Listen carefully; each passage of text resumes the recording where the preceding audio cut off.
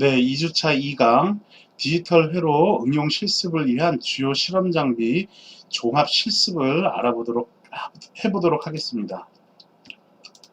실습 과제 실습으로 그냥 다음과 같이 한번 조정을 해서 우리가 하는 것이에요.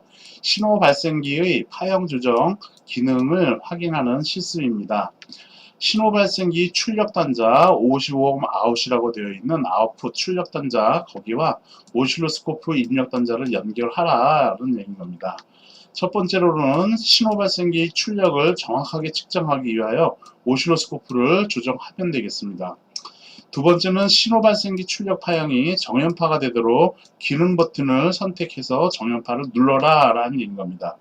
그 다음에는 삼각파가 나올 수 있도록 삼각파가 되도록 기능 버튼을 눌러보라는 거고요.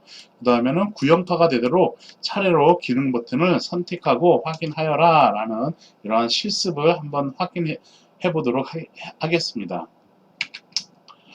우리가 수업에 지금 강의 자료에서 계속 봤었던 신호 발생기입니다. 신호 발생기 여기 아웃풋이라고 되어 있는 요 55옴짜리 내부 임피던스가 55옴짜리 여기 출력단에다 연결하면 돼요.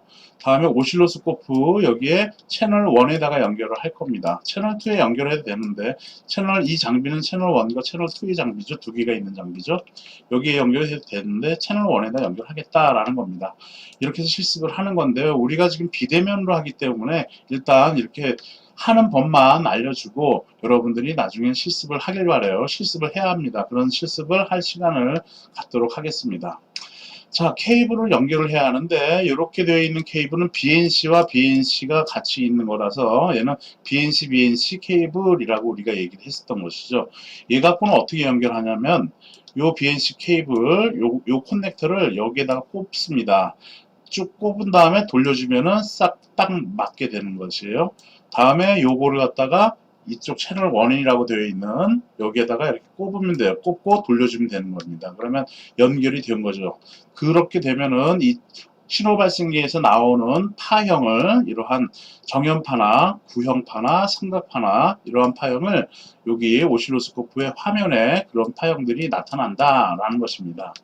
이게 이제 BNC 케이블 갖고 보는 화면인 것이고요. 그렇지 않고 이렇게 BNC와 클립으로 되어 있는 대부분은 실습이 이렇게 클립으로 이제 되어 있는 거로 실습을 할 텐데요. 요 케이블 두 개 가지고 이런 케이블이 두 개 있으면 되겠어요. 두 개 갖고 파형을 확인해도 되겠죠. 어떻게 하냐 하면은 요거 BNC 케이블을 마찬가지로 여기에다 연결을 합니다. 꼽고 돌려주면 되겠죠. 그러면 여기에 지금 빨간색, 검정색이 요것처럼 표시되지는 않았지만 이거를 빨간색이라고 해볼게요. 요 놈을 빨간색, 얘를 검정색이라고 할게요. 그러면 얘는 지금 이미 여기에 연결이 되어 있는 거고 두 가닥이 나와 있는 것이죠. 이 두 가닥 나와 있는 거고 또 얘가 지금 이 BNC와 클립이 두 개를 사용한다라고 했잖아요. 그 하나가 이거라고 하자고요. 그냥 그러면 하나 있는 이 BNC를 여기다 연결하면 되죠. 그 다음에 빨간색이랑 검정색 요거를 빨간색은 빨간색, 검정색은 검정색에다가 이렇게 클립으로 딱 물려서 파형을 재면 되겠다라는 겁니다. 그렇게 물리면은 이 신호 발생기에서 나오는 파형을 여기에서 확인할 수가 있다. 라는 겁니다. 그래서 신호 발생기와 오실로스코프를 이렇게 연동해 가지고 우리가 파형을 이 신호 발생기가 정상 동작을 하는지 오실로스코프는 정상 동작하는지 물론 자체 기능이 있지만 서로 간에 이렇게 소통이 되는지 그런 것들을 확인하는 것이죠. 이렇게 해서 그래서 이제 우리가 그런 것들을 확인할 수가 있다라는 겁니다. 이런 것들을 시뮬레이션을 내가 했어요. 시뮬레이션 한 거는 요거는 지금 신호 발생기, 즉 펑션 제너레이터라고 하는 신호 발생기입니다. 얘는 SC1이라고 써 있는 얘는 지금 오실로스코프로 의미하는 겁니다. 이 오실로스코프의 화면이 여기에 뜨는 것이에요. 그리고 이 화면을 더블 클릭하면 이 화면이 나오는 거고 얘를 더블 클릭하면 이 화면이 나와진다라는 것입니다. 자, 한번 보도록 할게요. 정연파를 발생하게끔 했어요. 그래서 정연파를 발생하게 하려면은 여기를 갖다가 이러한 웨이브를 눌러준 겁니다. 눌러주고 그리고 주파수도 세팅을 했어요. 프리퀀시라고 되어 있는 얘를 1kHz로 세팅을 했고 진폭은 앰플리튜드는 여기 요거 진폭을 10V, 피크치가 10V, 피크 투 피크가 아니라, 피크 투 피크라는 얘기는 여기서부터 여기까지가 피크 투 피크라고 얘기를 해요. 그래서 여기는 그냥 피크치 또는 진폭 값 이렇게 얘기를 하는 겁니다. 그래서 10V다라고 얘기를 해주는 것이고요. 진폭은 이거는 그래서 앰플리튜드 10V 넣어주는 것이고, 넣어주게끔 이제 신호 발생기를 이렇게 써준 거예요. 이렇게 10V라고 써준 겁니다. 옵셋이라고 하는 거는 DC 옵셋을 의미하는 건데, 이거랑 여기 듀티 사이클이 있는데 듀티 사이클 50%라고 되어 있는데, 얘는 듀티 사이클은 신호 발생 PWM 신호 같은 데에서 많이 써요. 이걸 내가 정확하게 이렇게 그림을 그리면 좋은데, 어쨌든 이렇게만 그려볼게요. 여기가 1초라고 해볼게요. 1초. 1초에 지금 이거는 지금 주기가 지금 어떻게 되는 건가요? 하면서 보자. 이렇게. 여기를 1초라고 할까? 여기 1초. 여기를 1초라고 하겠습니다. 그럼 얘는 지금 주파수가 1Hz인 거죠? 이 상황에서 듀티 사이클이라고 하는 거는, 우리나라 말로는 얘를 해석한 게 CBU이라고 얘기해. CBU이라고 얘기하는데, 얘는 그냥 영어 뜻으로 그렇게 해석을 해요. 일한 주기, 일하다, 근무하다, 워킹하다, 일하다, 그때 듀티를 그렇게 생각하면 되겠어요. 듀티 사이클이 얼마나 되느냐라는 것을 의미하는 겁니다. 이 한 주기 동안, 여기 1초라고 했지만 1주기라고 하겠어요. 1주기. 한 주기라고 해야지 더 정확한 얘기죠. 한 주기에 얘가, 여기가 0.5초라고 하면, 여기가 2분의 1t라고 하면은, 여기 주기가 t고, 2분의 1t라고 하면은 얘가 50대 50만 지금 0.5, 50%만 지금 일하는 거지. 여기는 지금 0인 거니까 0이 1을 안 한 거고, 그렇게 생각하면, 그렇게 이해하면 된다라는 얘기예요. 그래서 얘는 지금 50%일 때를 이제 그거는 50%라고 얘기를 해요. 가령, 여기가 이렇게 해서, 이게 이렇게 해서 여기가 10분의 1t라고 해보겠게요. 주기는 그냥 똑같이 t인데, 그러면은 한 주기에서 5V가 된 이 시간은 10분의 1밖에 안 되잖아. 그래서 그때 이 듀티 사이클은 몇 프로라고 하면 될까? 그렇죠. 10%라고 하면 된다라는 얘기야. 반대로 이렇게 가지고 이렇게 되어서 이게 지금 10분의 6t라고 해봐요. 10분의 6t. 그러면 얘는 12율은 몇이 될까? 그렇지, 60%가 되겠다라는 얘기인 겁니다. 그런 걸 얘기할 때를 이제 12율이라고 하고 듀티 사이클이라고도 얘기해요. 또는 듀티 레이쇼라는 말도 씁니다. 그 얘기가 그 얘기예요. 그래서 듀티 B라고도 얘기를 한다라는 겁니다. DC 옵셋이라고 하는 건 뭐냐 하면은, 이게 주파수 이런 거, 이게 더 중요한 내용이지만은, 일단 이런 것들도 가끔 나오니까 얘기를 할게요. 옵셋이라고 하는 것은 지금 이런 파형에서, 지금 주어진 이러한 파형에서 DC 옵셋을 내가 5V를 줬다. DC 옵셋을 5V 줬다 하면은 이런 파형에 5V를 더해주는 거야. 플러스 5V, 직류 5V를 더해주는 겁니다. 그러면 이 파형이 어떻게 되겠어요? 여기가 한 칸당 5V라고 해봅시다. 한 칸당 5V면은 여기에다가 플러스 5 해주면 이 파형은 어떻게 될까? 그렇지. 위로 올라가지는 것이죠. 이렇게 해서, 이 파형이 위로 올라간 거야. 그러니까 그리고 얘도 위로 올라가지는 거지. 그래서 여기서부터 해서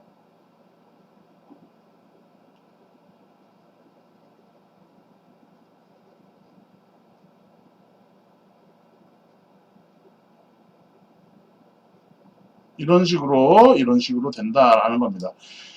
그림 파형이 어떻게 됐는지 알겠죠? 위로 올라간 것이야. 그래서 DC 옵셋이라는 것은 5V라고 하면은 5V 더 더해줘가지고 이렇게 위로 올린 파형이 되겠다라는 겁니다. 10V면은 더 위로 확 올라지겠지. 그래서 옵셋은 지금 0V로 주어진 겁니다. 기본적으로 이렇게 되도록 신호 발생기가 이제 디폴트로는 얘는 조정을, 이러한 파형일 경우에는 조정이 안 되죠. 이게 듀티비는 이 구형파일 때 이게 가능한 거고요. 얘는 지금 정형파이기 때문에 듀티 사이클 조정하는 건 안 돼요. 그리고 옵셋은 올릴 수도 있으나 괜찮아. 얘는 지금 우리가 원하는 그러한 신호는 아니니까 지금 요거만 하려고 하는 거니까 옵셋은 0V로 해놓고 파형을 우리가 조정하면 되겠다. 우리가 원하는 신호를 발생시켜주면 되겠다라는 겁니다. 그렇게 해서 신호 발생기가 설정을 해줍니다. 자, 그래서 내가 지금 1kHz의 정연파를 진폭은 10V를 갖다가 발생시키도록 신호 발생기를 내가 만들었어요. 이렇게 설정을 했다라는 얘기야. 즉, 그 얘기는 여기 이거를 갖다가 여기다 꽂고 주파수 1kHz니까 여기에 X1K 버튼을 누른 다음에 그 다음에 진폭 앰플리튜드라고 되어 있는 요놈도 이렇게 조절을 해야겠죠. 너무 높으면은 감소시키고 작으면은 오른쪽으로 들려서 키워가지고 주파수 1kHz 지금 여기서는 10kHz라고 되어 있는데 1kHz로 맞춰줘야겠지. 이거 누른 다음에 이렇게 맞춰주면 되겠죠. 그렇게 해서 발생시킨 신호를 이제 오실로스코프로 본 거예요. 이렇게 오실로스코프로 본 거야. 그러면 얘가 이 오실로스코프가 정확하게 1kHz의 정연파가 왔는지 이렇게 나왔으니까 정연파라는 거는 우리가 알 수가 있죠. 근데 주파수가 1kHz라는 건 지금 모르겠어. 그쵸? 모른단 말이야. 그리고 앰플리튜드 10V라는 것이 지금 이 그림만 봐가지고는 확실하게 보이질 못해요. 그래서 여기 보면은 스케일이 5V per 디비전, 칸당 볼트 퍼 디비전이라고 보통 얘기하는데 칸당 여기는 한 칸당 5V라는 얘기야. 즉 그 얘기는 뭐냐면은 여기랑 여기가 한 칸이야. 이거 한 칸. 이 한 칸이 5V다라는 얘기예요. 그러니까 두 칸이 됐으니까 얘는 몇 V라는 얘기야? 그렇지, 10V다라는 얘기인 겁니다. 그래서 앰플리튜드 신호 발생기에서 이렇게 10V를 넣어준 것이 오실로스코프에서도 제대로 10V가 나와지는구나 라고 우리가 생각을 하면 되는 것이죠. 다음에 1kHz라는 것을 보려고 하는데 1kHz 보면 여기 타임 베이스라고 해서 스케일이라고 해서 이렇게 되어 있어요. 우리 장비에서는 타임 퍼 디비전이라고 보통 나와 있습니다. 여기 보면은 이거 뭐 지난번에 설명을 이걸 더 해줄 이때 하려고 내가 그랬었던 거야. 타임 퍼 디비전이라고 되어 있고 또는 여기에는 이제 버티컬이라고 되어 있고 여기는 호리즌털이라고 해서 수평을 맞춰주는 요 다이얼을 돌리면은 요걸 조절을 해주는 것인데요. 어쨌든 간에 그거를 의미하는 거야. 이게 뭐를 의미하는 거냐 하면은 얘는 칸이 위아래로만 수직으로만 한 칸이 존재하는 게 아니잖아. 이쪽도 한 칸이 존재하잖아. 여기도 한 칸이잖아. 그렇죠? 요 한 칸이 몇이냐라고 하면은 500 마이크로 세컨드다라는 겁니다.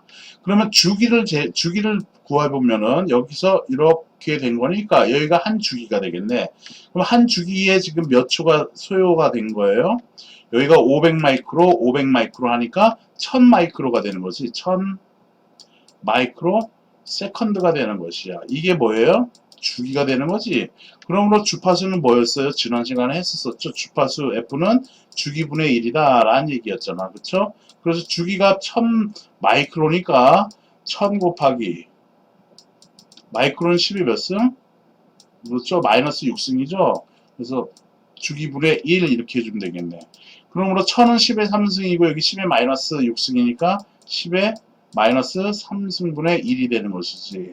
그래서 얘는 몇이 돼? 10의 3승, 즉 1kHz다라고 우리가 계산을 할 수가 있다라는 겁니다. 그래서 이거 보고 이 파형 보고서 얘는 주파수가 1kHz구나 라고 우리가 알 수 있어야 된다라는 것입니다. 아셨죠? 그 다음에 채널 A를 선택을 했었던 거고 그래서 여기 나와주는 거고요. 채널 B를 선택하면 얘한테 나와줄 텐데 얘는 그림 색깔을 또 조정할 수도 있습니다. 어쨌든 채널 A를 선택을 해서 본 거고요. 그 다음에 DC DC 커플링을 해놓은 거예요. 그러면 전체 파형을 다 보는 것이죠. 이 오실로스코프에서 교류와 직류 파형이 다 섞여 있는 파형을 본다라는 겁니다. 타임 퍼 디비전은 500 마이크로 세컨드 퍼 디비전을 본 거고 칸당 전압 스케일은 볼트 퍼 디비전은 5볼트 퍼 디비전으로 본 것이다 라고 할 수가 있겠습니다. 그래서 기본적으로 이렇게 나온 것을 여러분들이 신호 발생기에서 오실로스코프로 제대로 신호가 전송이 됐나 안 됐나 그걸 확인을 해야 돼요. 이 장비에서는 지금 커먼 단자를 갖다가 이용해 가지고 여기 마이너스로 이렇게 연결을 했어요. 그러면 여기 마이너스라고도 써 있으니까 이 커먼 단자를 여기로 연결해서도 우리가 신호가 어떻게 나오는지를 확인할 수도 있어야 되겠어요. 그랬을 경우 이 장비 이런 장비에서는 이 시뮬레이션에서는 얘는 지금 플러스 10V, 마이너스 10V, 10V 해서 전체가 피크 투 피크가 20V였잖아. 근데 여기는 지금 여기에 이렇게 연결하면 얘는 더 올라가 가지고 20V로 해가지고 이렇게 파형이 나오게끔 되어 있는 장비입니다. 그래서 장비마다 여러분들이 어떤 장비를 볼지 모르는 거니까 어떤 장비를 사용할지 모르는 거니까 이렇게 연결을 해가지고 신호가 제대로 발생되는지 오실로스코프로 확인을 해야 한다라는 얘기예요. 이게 중요한 내용인 겁니다. 그래서 다음에 이제 이번에는 AC 커플링을 놓고 해봤어요. 그랬더니 AC1로 이거는 이제 직류 성분을 제거하고 교류만 보는 것이죠. 그래서 좀 전에 본 이 파형이랑 동일한 파형이 나와지는 것이에요. 즉 이 정연파, 이 신호 발생기에서 발생시킨 신호는 직류 성분은 포함되어 있는 게 아니기 때문에 교류 성분만 이렇게 정확하게 나와지는 거고, 그때 이 채널 A의 커플링은 DC로 놓나 AC로 놓나 동일하다라는 겁니다. 이때 얘를 갖다가 오실로스코프를 AC, DC가 아닌 이 GND 접지에다가 0에다가 이 버튼을 눌러가지고 하면은 이런 파형이 나오는 게 아니라 접지가 이렇게 나와집니다. 또는 여러분들 실제로 오실로스코프를 쓸 때 사용을 할 때 접지를 놓고서 파형을 재면은 이 파형이 이렇게 나오거나 또는 위로도 나올 수 있어요. 그럼 얘는 뭐로 조정하냐면 밑으로 내려서 난 정 가운데다 놓고 실험을 하고 싶으면은 이 버튼 접지 기준선을 갖다가 밑으로 내려야겠죠. 그 내리려고 하는 것은 여기 오실로스코프 장비 있으면은 요거 자세히 보면은 이런데 여러분들 장비 사용할 때 여기 써져 있는 걸 보면 됩니다. 여기 버티컬이라고 써 있어요. 버티컬이 다이얼을 왼쪽으로 돌리면 내려가는 거고 오른쪽으로 돌리면은 올라가는 그러한 식으로 되어 있습니다. 이게 반대가 될 수도 있으니까 돌려가지고 이 파형이 위로 올라가는지 내려가는지를 내가 파형을 조절할 수가 있겠다라는 겁니다. 또는 여기에는 허리즌털이라고 수평으로 왔다 갔다 하는 그 수평축 조절을 할 수가 있는 건데 그거는 요걸 조절을 하면 되겠어요. 그래서 요걸 조절을 해주면은 요게 왔다 갔다 조절이 된다라는 겁니다. 얘는 위치를 조절을 해주는 거고 요거는 요 밑에 있는 다이얼은 주파수를 이제 조절을 해줄 수 있도록 주파수를 좀 더 촘촘하게 볼 수 있느냐 아니면은 길게 보느냐 이렇게 볼 수 있는 버튼인 거고요. 얘는 이동을 시켜주는 버튼이에요. 그리고 여기는 지금 진폭값 요걸 갖다가 지금 위아래로 움직일 수 있는 그런 버튼이다 라는 겁니다. 채널 1에 대한 위아래 움직이는 것이고 이거는 채널 2에 대한 위아래 움직이는 버튼이다 라는 것입니다. 그렇게 해서 AC, DC를 우리가 AC 커플링을 다 봤고요. 그렇게 우리가 해주면 되겠습니다. 그래서 정연파 발생하는 거는 이렇게 다 본 거고 그 다음에는 삼각파를 발생을 했어요. 그래서 삼각파 발생을 시키기 위해서는 이 버튼을 누른 것이죠. 똑같이 한 겁니다. 얘도 주파수 구하는 거 한번 다시 해볼까요? 이렇게 되어 있는 거니까 여기가 지금 칸이 몇 칸 먹었어요? 여기가 한 주기잖아. 이렇게 주기적으로 발생되는 신호잖아. 그렇죠? 물론 여기서부터 따져도 되는데 이렇게 따져도 되는데 여기는 이 눈금을 내가 계산하기가 불편하잖아요. 여기서부터 이렇게 해도 한 주기가 되는데 이 눈금, 칸 사이에 있는 이 눈금 재는 게 불편하니까 가장 보기 편한 게 지금 여기에서는 여기서부터 여기를 계산하나 안에 또는 여기서부터 여기를 계산하는 게 좋다라고 생각이 되는 것입니다. 또는 여기서 여기로 해도 되죠. 이렇게 해도 되죠. 이것도 한 주기가 되는 거니까 전부가 다 이게 한 주기가 되는 거니까 어떤 것을 보더라도 정확하게 내가 읽어드리면 되겠어요. 그래서 이 주기 t는 지금 몇이냐 하면은 요 한 칸이 지금 몇으로 되어 있냐 하면은 500 마이크로 세컨드로 되어 있잖아요. 그러니까 여기가 몇 마이크로야? 1000 마이크로가 된 거지. 소요가 된 거 아니야. 주기가 그만큼 시간이 필요한 거 아니에요. 그래서 1000 곱하기 10의 마이너스 6승, 마이크로는 10의 마이너스 6승이에요. 이게 마이크로를 이렇게 표현을 해 놓은 겁니다. 그러므로 얘는 10의 마이너스 3승이 되겠죠. 즉 0. 0.001초 걸린다라는 얘기인 것이야. 그렇죠? 그러므로 주파수는 주기분의 1인 거니까 얘는 몇이 되겠어요? 10의 마이너스 3승분의 1 해가지고 10의 3승 해서 얘는 1kHz다 라고 우리가 얘기를 해주면 되겠다라는 겁니다. 이렇게 해주면 되겠습니다. 이렇게 주파수 재는 것이고, 진폭은 여기 피크치는 진폭이라고 하는 여기는 한당 지금 5V로 되어 있으니까 여기가 10V. 10V 제대로 됐구나. 거기서 보내준 앰플리튜드라고 되어 있는 거, 이 10V가 그런 의미구나 라고 우리가 이 장비를 사용하면서 그렇게 알아야 된다라는 겁니다. 다음 이번에는 구형파를 발생시킨 겁니다. 구형파도 마찬가지로 얘도 한 주기가 여기가 되겠죠. 그리고 피크 투 피크는 여기서부터 여기가 되는 것이고, 그때의 피크 투 피크는 20V다 라고 얘기를 해주는 것이고요. 진폭 값은 10V다 라고 얘기를 해주면 되겠습니다. 채널 A 되겠고, 우리가 그래서 일반적으로 이 오실로스코프로 파형을 잴 때에는 DC로 놓고 파형을 재면 됩니다. 전체 파형을 다 봐야 하기 때문에 DC로 놓고 파형을 보면 되겠다라는 겁니다. 일반적으로 그렇다라는 얘기예요. 여기는 그래서 이제 오실로스코프와 신호 발생기만 사용한 거를 이제 한 거고요. 구별을 짓기 위해서 여기는 내가 공란으로 만들었습니다. 여러분도 혹시 출력을 이걸 프린트를 할 수도 있는데, 이 프린트는 여러분들 종이 아까우니까 이거는 출력하면 안 되겠죠. 네. 자, 이제는 신호 발생기 오실로스코프 한 다음에 디지털 멀티미터 DMM도 같이 실험을 해 놓은 겁니다. 그래서 디지털 멀티미터는 이렇게 해주면 되는 거예요. 이 창이 디지털 멀티미터예요. 회로도는 이렇게 장비 연결한 거는 이렇게 연결하면 이렇게 연결하면 됩니다. 그래서 플러스는 이 오실로스코프 신호 발생기에서 플러스는 오실로스코프 플러스, 그리고 커먼 단자는 이쪽 마이너스. 그다음에 이게 이제 멀티10이라고 하는 시뮬레이션 툴인데, 여기는 항상 접시를 포함해줘야지 시뮬레이션이 돼요. 그래서 이 접시는 표시를 해준 거고요. 우리는 이제 좀 이따 디플리플로 할 때에는 이제 그래픽 에디터 갖고 우리가 다 하죠. 그래서 그런 거 하는 거고, 이건 멀티미터, 멀티10 갖고 하는 시뮬레이션 툴입니다. 이런 거 몇 개만 사용할 줄만 알면은 여러분들은 굉장히 이 전자 회로에 대한 기본적인 것들을 많이 도움이 됩니다. 여러분들이 회로를 풀든 뭐를 하든 간에. 자, 그래서 보겠습니다. 정연파 발생은 동일하게 시켰어요. 그랬을 경우 아까랑 동일하게 여기는 진폭값이 10V였죠. 여기가 10V였어. 그러면 디지털 멀티미터로 지금 뭐를 했냐면은, 여기는 A는 전류를 잴 때 A를 누르는 거야. 암페어 버튼을. 여기는 전압을 잴 거니까 V를 누른 겁니다.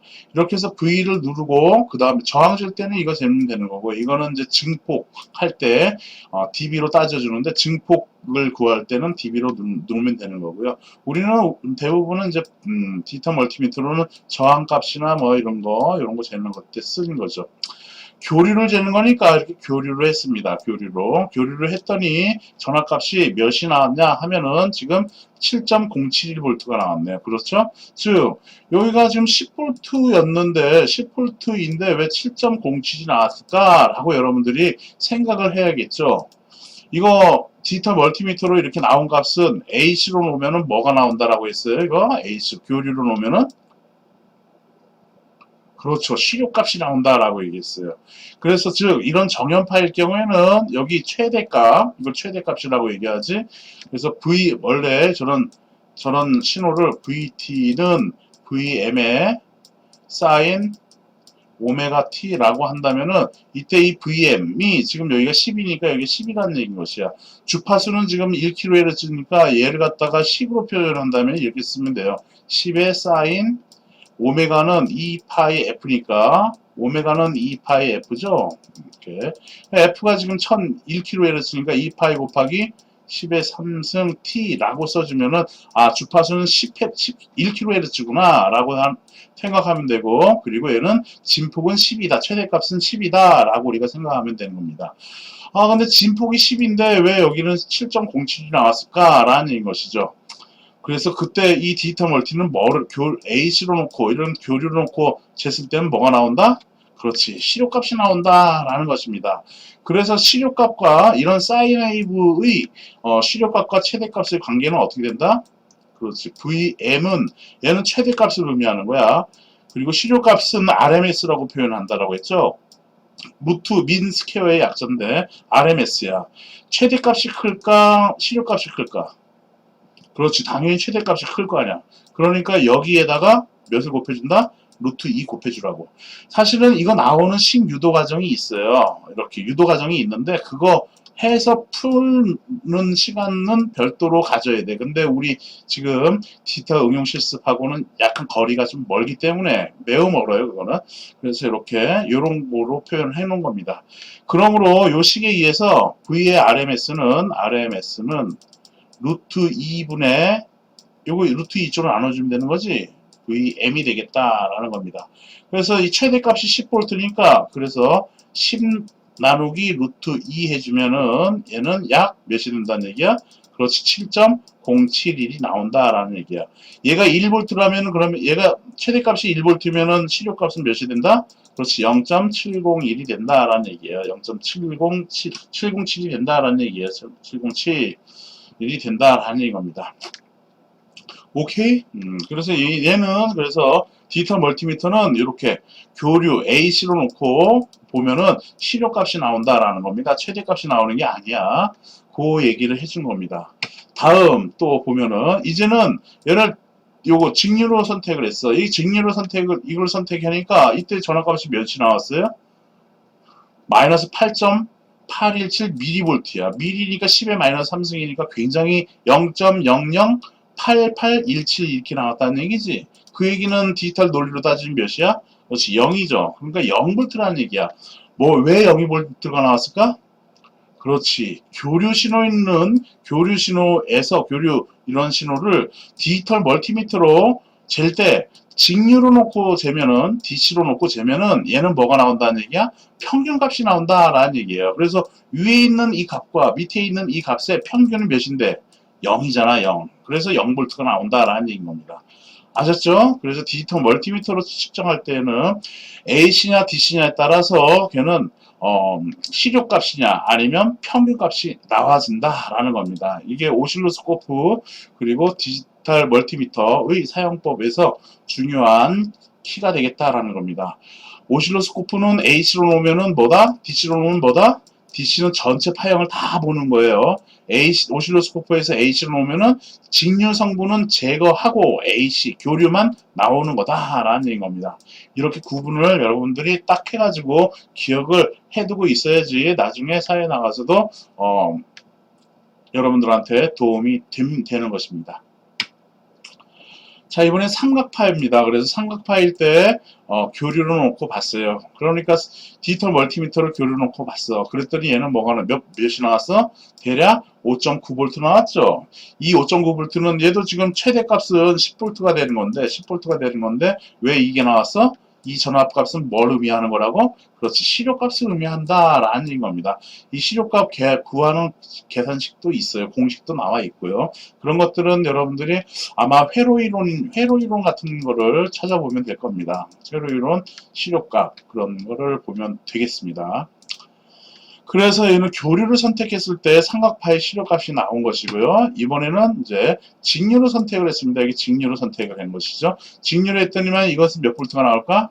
그렇지, 0V가 나오는 것이죠. 거의 16.87, 0.016, 이 87V라는 얘기야. 그러니까 얘는 거의 0V 아니에요. 그렇죠? 그래서 평균값이 약 0이 된다라는 것을 우리한테 알려주는 것입니다. 구형파를 보겠습니다. 구형파도 마찬가지로 처음에는 이렇게 교류로 선택을 했어요. 교류로 선택하니까 이런 구형파의 시료값은 몇 볼트다? 10V다라는 얘기예요. 이거는 V는 V야. 그래서 VRMS랑 이런 구형파는 같다라는 것입니다. 물론 구형파가 위로 올라가는 구형파도 있어요. 그거는 또 그러한 식들이 있단 말이야. 그 식을 갖고 여러분들이 풀면 되는 것이고요. 이런 구형파, 디지털 멀티미터로 이거는 제대로 나왔네. 10V 이게 아니라 얘는 시료값도 최대값과 같다라는 얘기예요. 그래서 10V가 나온 거다라는 겁니다. 아셨죠? 다음에는 이제 직류로 놓고 봤습니다. 이러한 신호 이렇게 쭉 나가는 것 중에서 이제 더 나가는 건데 내가 여기서부터 요거를 여기까지만 봤네. 이런 신호에 그러면 직류로 놓고 보면 이 신호의 평균값은 몇이야?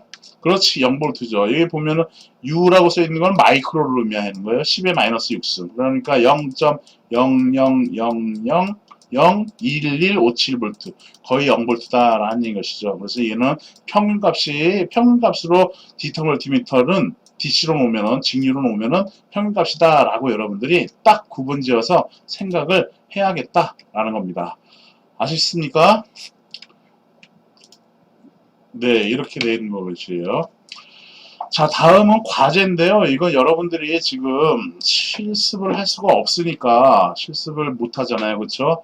그래서 이거 과제는 나중에 과제를 한 번 더 얘기를 하겠습니다. 여러분들이 실습을 할 수 있을 때 그렇게 해서 과제를 설명할게요. 실습 1은 전압 크기 조정 기능 확인 실습이에요. 그래서 이거는 실제로 여러분들이 학교에 와서 오실로스코프하고 신호 발생기를 연동해가지고 이렇게 하라는 얘기인 겁니다. 정연파가 나오도록 하고 피크 투 피크라는 얘기는 정연파일 때 피크 투 피크라는 얘기는 이렇게 됐을 때 여기 피크가 3V고 여기 피크가 마이너스 3V 해서 피크 투 피크가 몇 볼트라는 얘기야? 6V가 된다라는 얘기인 겁니다. 6V. 이러한 전압이 되도록 전압 크기를 조정하는 실습을 하라는 얘기인 겁니다. 또한 신호 발생기 6V의 전압 파형을 측정하기에 가장 적합한 오실로스코프의 볼트 퍼 디비전을 설정하여라. 이 얘기는 뭐냐 하면 오실로스코프로 볼 때 파형이 이렇게 칸이 이렇게 있는데 파형이 여기도 밑에도 이렇게 있지. 파형이 이렇게 여기는 안 보여져. 넘어가지면은. 그리고 이렇게 해서 안 보여져. 그러면은 이거를 전압 조절을 하라는 얘기야. 이 볼트 퍼 디비전이라고 되어 있는 것을 왼쪽으로 클 경우는 왼쪽으로 돌리면 되겠지. 그럼 파형이 볼트 퍼 디비전 칸당 전압 값이 한 칸당 뭐 2볼트라든지 아니면 5볼트. 2볼트로 놓으면 2.5칸 먹으면 되겠네. 이렇게 됐을 때 2.5칸 먹고 2.5칸 이런 식으로 파형이 뜨도록 이렇게 전압 레벨 조정하는 볼트 퍼 디비전을 설정해서 파형을 확인하라는 그런 내용인 겁니다. 실습 2는 이번에는 주파수 조정하는 실습이에요. 그래서 이번에는 구형파를 만들게끔 하는 거고 주파수가 2kHz가 되도록 주파수 범위를 단계적으로 선택할 수 있는 버튼과 그리고 선택된 주파수 범위 내에서 주파수를 연속적으로 조정할 수 있는 미세 조정 손잡이를 조정해서 2kHz가 되도록 실습하라는 얘기인 겁니다. 그래서 오실로스코프로 보여지면은 그것을 사진으로 찍든가 핸드폰 카메라로 찍든가 해서 나한테 과제를 제출하면 된다라는 겁니다.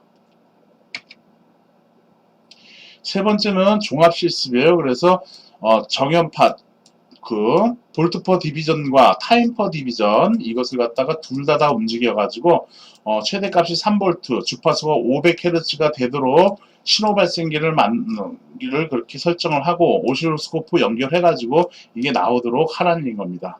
두 번째는 이렇게만 끝나면 좀 아쉬우니까 구형파, 이번에는 정연파가 아니라 구형파를 만들어 가지고 최대값이 6V 그리고 주파수가 20kHz가 되도록 정확하게 조정해 가지고 오실로스코프의 볼트 퍼 디비전과 타임 퍼 디비전을 적합하게 선택해서 우리가 오실로스코프로 파형을 잘 볼 수 있도록 하라는 겁니다. 사인 웨이브 제대로 잘 나올 수 있게 조정하라는 것이고 구형파 제대로 나오게끔 이렇게 파형 확인하라는 것이에요. 그런 거 종합 실습을 여러분들이 해보라는 얘기인 겁니다. 지금은 과제가 아니에요. 그래서 지금 우리가 여러분들이 할 수가 없잖아. 지금 학교를 못 나오니까. 그래서 이런 것들 여러분들이 나중에 학교 나왔을 때 이걸 하라는 얘기인 겁니다. 이런 과제는 나중에 별도로 얘기를 하겠습니다. 네. 이렇게 해서 2주차 2강을 마무리해서 종합 실습까지 마무리했습니다. 이제 2주차 3강은 우리 교재에 있는 아직 여러분들 교재를 준비를 못했을 텐데요. 그래서 교재에 있는 내용을 강의 노트로 좀 잘 만들었습니다. 만들려고 노력했으니까 그 강의 노트를 보면서 여러분들이 수업을 따라오면 되겠습니다. 좀 쉬었다가 2주차 3강 교재의 일장 내용 D 플립플롭을 알아보도록 하겠습니다. 네, 수고했습니다. 네.